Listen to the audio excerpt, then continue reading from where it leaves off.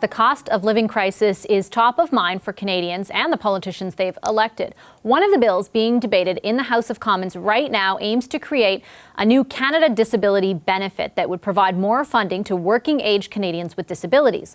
But there are no details yet about who can apply, how much they'll get, or if it will impact other benefits. That will apparently all be part of consultations. To get more details, we've reached the Minister of Employment and Disability Inclusion, Carla Qualtrough, in the foyer of the House of Commons.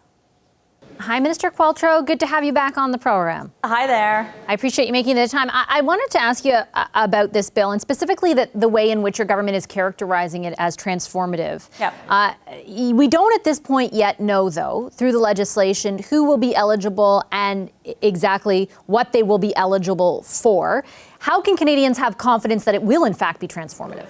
Well, I think if you just turn to the support we have from the disability community, from provinces and territories for moving forward with this bill as expeditiously as possible, you'll see that we've involved the disability community in every step of this. We've been consulting for 2 years. What should this look like? We heard time and again, don't impose something on us. Do a framework legislation model that ensures that we are involved in the process from start to finish. Make sure that when you're talking to the provinces and territories, you understand how our benefits that we get at the provincial level are going to interact with this, and they're not going to be clawed back. This actually is supplemental.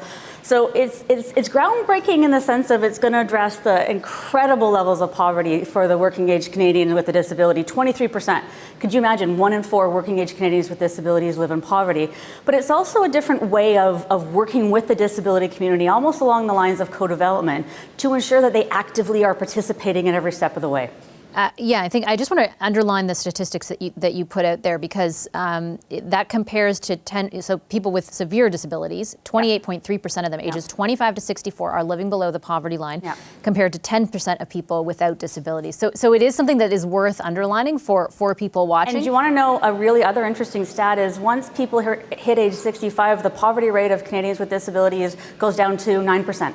And my understanding is that's the genesis behind a benefit like this one, right? To fill that broaden gap. that out, to fill the gap. But the reason I ask you about the lack of detail, and I take your point on the consultation and it's not uniform, the response that you're referring to, though. We have heard from a number of advocates as well as members of the opposition who are worried about the lack of detail in this bill. What you're asking basically is for people to be confident that it will in fact do what you say the intention is, but we don't have very many details. We don't know how much people are going to get.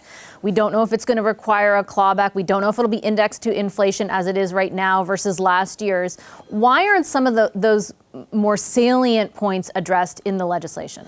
Well, let me frame it a little bit for you. So we've said it's going to be a monthly benefit directly paid into the pockets of Canadians. So this is not a provincial transfer, for example.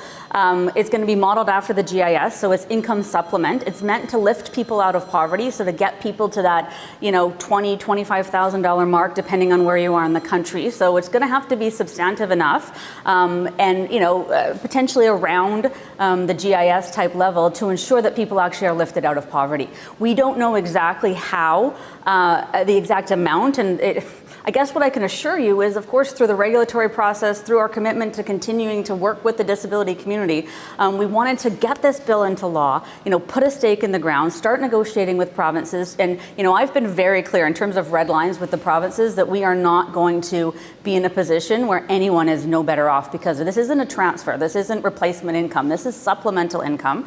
We cannot have anything clawed back. We can't have any benefit cut off. I don't want someone in BC losing a transit pass because now they're making too much money and the BC government taking away the transit. Could be any province. They just like to use my own so I don't get in trouble with other provinces.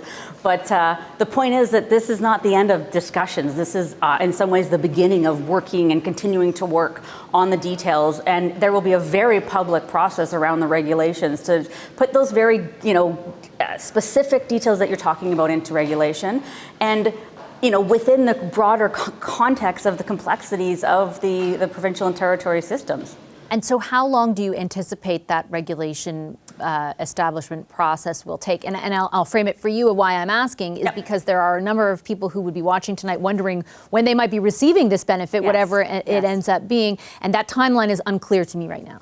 Well, you can anticipate a regulatory process that would go, around 12 months after the establishment in law of this benefit. Of course, we're trying to do as much pre-work as we can, get feedback on the details that you're talking about. I'm working with provinces. I'm meeting all the time with my provincial and territorial counterparts to get their commitment to exempt this from when they calculate entitlement to provincial benefits, for example. They're not used to working with the federal government in this space. We've never had a federal government kind of jump into the disability support world like we're doing. So it's a learning curve, but there's a few things that I will not compromise on, and one of those is clawbacks. And I want to ask more specifically about the clawbacks in a second, but I just want to be clear here. So what you're saying is once the legislation is passed, once it becomes law, people are looking at another year beyond that before they will actually be getting the supplement into their pockets. Well, it's an estimate of how long kind of regulatory, regulations take to put it in effect, but it could go quicker if the feedback isn't as robust. But, absolutely we are, I want to say hell-bent. I don't know if I can say that on TV these days, but I am very committed to doing this as soon as possible, right? And that's why we want to make sure we can deliver this. We found during the pandemic, to be honest, that it was actually quite hard within our own systems to get a one-time payment out to citizens with disabilities. I can tell you tomorrow, all the children in this country who get the CCB and pay their families. I can make a direct payment tomorrow to seniors because we know who they are, and where they live, and what they get and what they make. And we don't have a list, because we've never been in this business as a federal government. So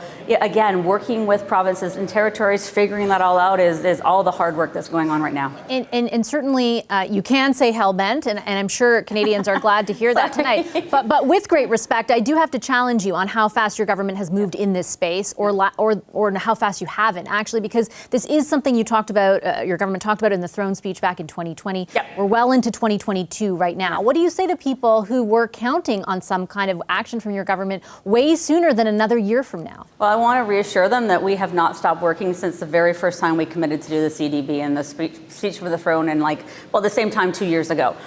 We then introduced legislation in 2021. It was in our platform. But all along we've been developing, we put money in budget 2021 for 3 years of work with the disability community to make sure that they had input into the design and implementation of this. The work hasn't stopped. I had a FPT ministers meeting, for example, last July to discuss the benefit.